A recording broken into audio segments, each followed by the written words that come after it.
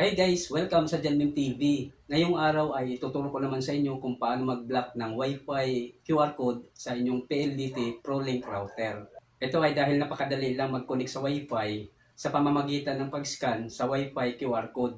Kaya simulan na natin guys, pero bago ang lahat, huwag niyong kalimutang mag-subscribe at mag-like at pindutin ang notification bell upang maging updated kayo sa susunod kong mga uploads na video.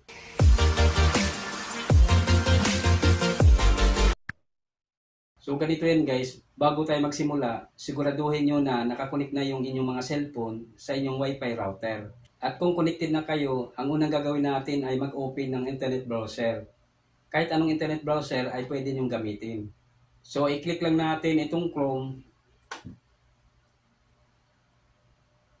Then pag nag-open na siya, i-type lang natin dito sa address bar yung IP address ng PLDT ProLink router, itong https://192.168.1.1.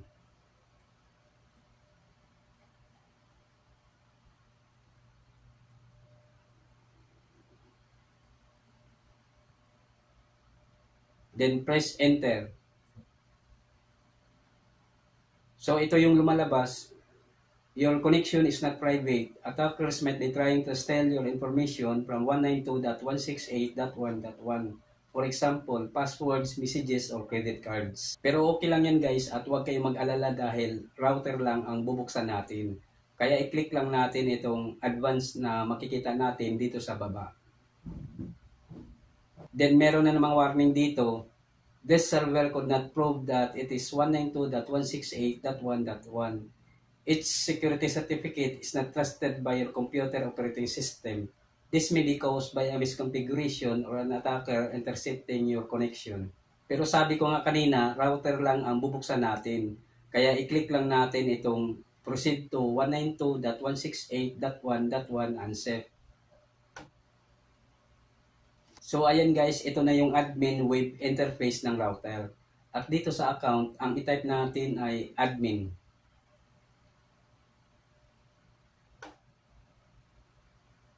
At sa password naman, i-type nyo lang kung ano man yung inyong sariling password. Dahil kung nakapagpalit na kayo ng password dati, ay hindi nagagana yung kanyang default password na 1234. So halimbawa sa akin, dahil nakapagpalit na ako ng password, ang itatype ko ay yung aking sariling password.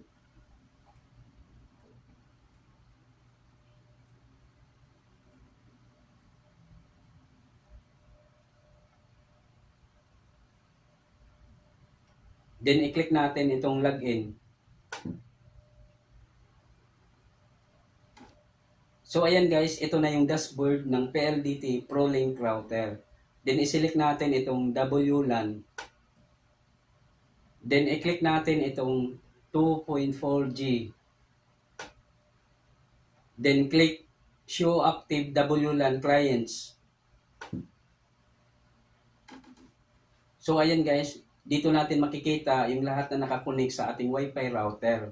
Halimbawa na lang itong sa akin ay 3 cellphone ang nakakonek sa aking Wi-Fi. Kaya makikita natin dito, 3 yung MAC address na nakalagay dito. Yang 3 na yan ang ikakopy natin o di kaya isulat sa papel.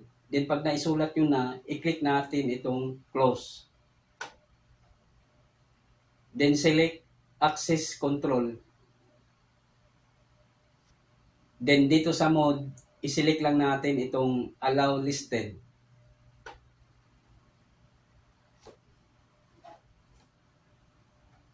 Then i-click natin itong apply changes.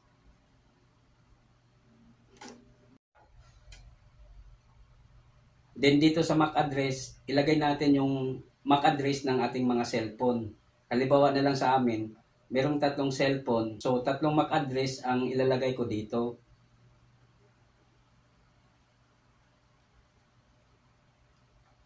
Then click add.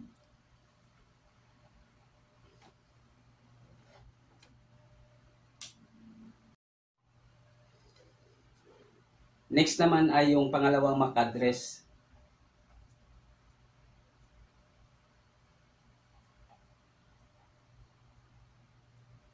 Then click add.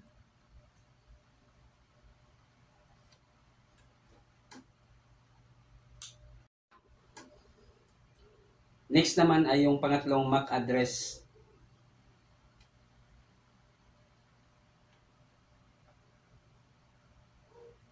Then click add. Ayan guys, yung tatlong cellphone na yan, once na may gusto mag-connect sa pamamagitan ng pag-scan sa kanilang QR code, ay hindi na makapag-connect sa ating Wi-Fi. So para malaman natin kung nakablock na nga talaga yung QR code sa ating mga cellphone, ay itry natin mag-connect gamit ang ibang cellphone sa pamamagitan ng QR code. So mag-create tayo ng QR code dito sa cellphone na nakakonect sa Wi-Fi. Itap lang natin itong QR code.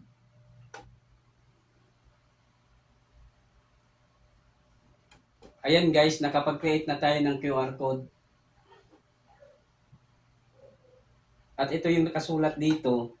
Scan this QR code on another device to connect to Janmem 2.4G without entering the password.